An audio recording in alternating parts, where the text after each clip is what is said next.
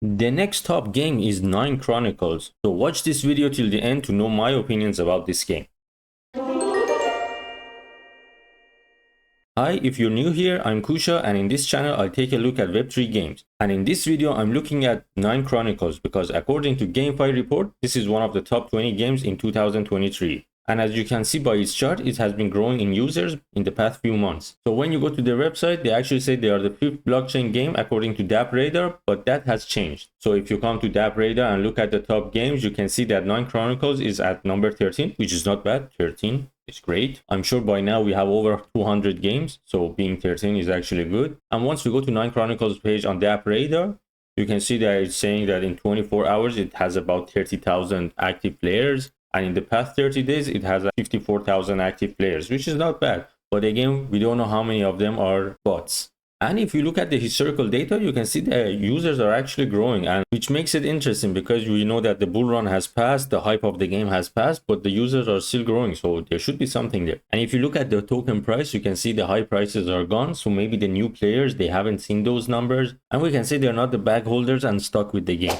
So next up, I look at the social accounts, and as you can see that they have 136,000 followers on Twitter, and they're quite active on it. So every day you can see a post from them or maybe a retweet, and they're active. And same goes with their Discord account, and they have a lot of members over there, and they're quite active. People are asking questions, solving their issues, and those kind of stuff. I didn't find a YouTube channel specifically made for 9 Chronicles, but I found for Planetarium, which is the development company behind 9 Chronicles. So it's not very active on YouTube, but if you check on YouTube, you can see from time to time people are making videos about it and it's being talked about. So what is the game about? It's an idle MMORPG game where you have the adventure mode, then you have the crafting and grinding, you have the shop for trading your items, then you have the arenas to fight the other players, you have staking, and you have world bosses. So before I jump to the game and show some gameplay footage that I have, I'm gonna talk about some of the things that I found interesting about this game. One interesting thing about this game is that it's fully decentralized, meaning that it has its own blockchain and there are no centralized servers to shut this down. So everything in the game is stored on the blockchain, from items, the spells, the potions, and everything you craft. But I don't know if this is a special thing now that we have the Avalanche subnets, then every game can have their own subnet on Avalanche. So basically they have their own blockchain. But this is actually what Planetarium cares about, to establish a decentralized ecosystem for all the games. And another thing I liked about this game was the staking. So when you stake, you're not just adding and inflating the token, you're getting items from the game. So you're getting hourglasses that helps you accelerate your item crafting, you get the AP potions which are used for your growth, and you can generate crystals. So this is actually what I like to see in staking for games, because if I want to like generate 20% more tokens in 18 months,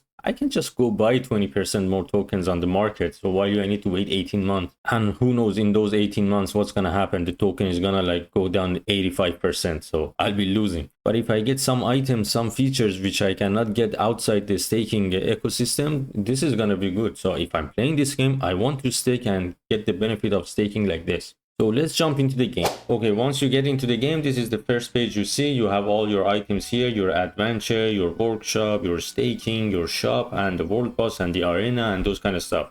I'm not going to go into details of how each one's going to work. If you're interested in this game, go check it out. There are lots of tutorials, and they also have their Discord channel which can help you progress in this game. I'm just going to start one adventure to see the in-game graphics and those kind of stuff, and just take a quick look at each of the things that they have. But I'm not going to go into details, of course, because I haven't played this game for more than an hour. Yeah, I reached level 19 just playing for 35 minutes, I guess, and it's very idle game, so you don't need even to look at it or even touch anything. So yeah, let's jump into one adventure. I'm going to choose the world. I'm going to say enter. Okay, it says you can choose this one, which is higher. So I'm going to choose that aura that I had. Then I'm going to press start. And this game is idle, so I don't need to do anything after this. Okay, so this is the actual gameplay. You start a stage, you let your character fight through the stage and kill the enemies, and you don't have to do anything. You just have to fast forward it, press that button, and you let your character do the rest. This is why I say this is a super idle game, so you really don't need to press anything, do anything, and time to time you just have to press next so you can start the next stage. So I'm guessing the adventure mode is not actually the most enjoyed part of the game. People are probably enjoying the crafting and the selling of their items or finding new items or cheap items on the shop, and maybe get some excitement playing the arenas, fighting the other players and trying to beat them. And even the arena is not very challenging because you have to build your character and see how much combat power you're gonna have, then choose an enemy based on that. So you go to the arena and choose an enemy which has a lower CP than you, and you will fight those guys. Since your CP is going to be higher, you probably will beat them. So just a few things before I wrap this video. This game has a mobile version also, but looking at the comments in the mobile section, it seems to be very buggy, so no one's actually liking it on the phone. So let me know if you are using it on the phone and you have no problems with it. And if you look at GameFi website, it gave it a ranking of A and social score of 77. So social score is going to be always high because you can get the Twitter followers and the members in. And the backers are actually very good. So you have Binance Labs, you have Animoca brands, and they have partnership with Ubisoft. So doing good at that area. I think the on-chain data is low because it's using its own chain and GameFi cannot follow up with that. And if you check out their Medium, you can see that they are posting regularly and they have different events. And regarding the earning potential in this game, they have it in their guidebook. So you can participate in the events, you can trade, you can do the onboarding activities and get involved in the community. So maybe they have a contest or a lottery or something like that. And there's an earn tab on their website where you can see how you can earn. There's a reward list, so you can check this out. It's not a lot. The most earning potential is through their events and arena battles and maybe the boss fights and whatever they have. Checking out the upcoming events and rewards, so I found out they're gonna have a guild war which have 3 options of rewards to be paid out. So the guilds have to choose which option they want. So this one, for example, the 4th place is gonna get only 15,000. Here is gonna get 5,000. So this one 25,000. So they have to choose which one they're gonna go with.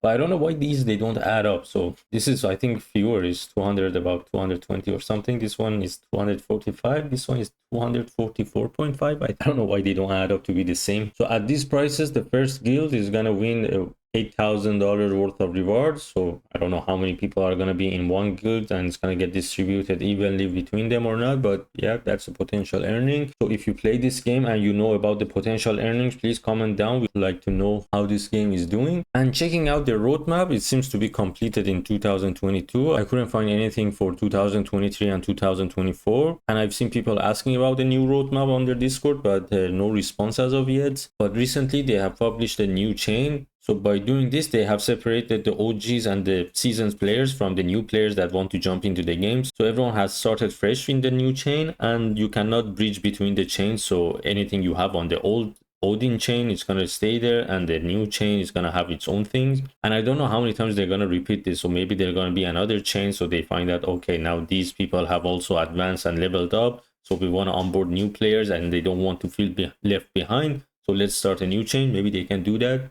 And this is something to look at because I sometimes feel left behind when I start a game late in the games. I see high level players and I'm like, oh, I'm never going to reach that. And by the time I reach that, they're even higher. So they're going to always beat me, or they're going to always get the good stuff. So yeah, this is something to consider. And to wrap this video, so my thoughts about this game, I would see why people would play this game because it's actually easy to play. You can be doing anything while you're playing this, and it's super idle game that you can have it on while you're doing anything else. So if you enjoy those kind of games that you have to craft items and build up your character and get them into fights, then why not play this game instead of any other mobile game that you would find, or any other idle game that you will find. Maybe you have the earn potential here. But if you're like me and you want to be more active in a game, so I wouldn't recommend this game. So it's a very passive game, although I enjoy crafting and building stuff and getting rare items, but this game is not something I would jump into and dedicate my time to. So that's it for this video. Thanks for watching. Subscribe if you want to know more about Web3 games, and I see you in the next video.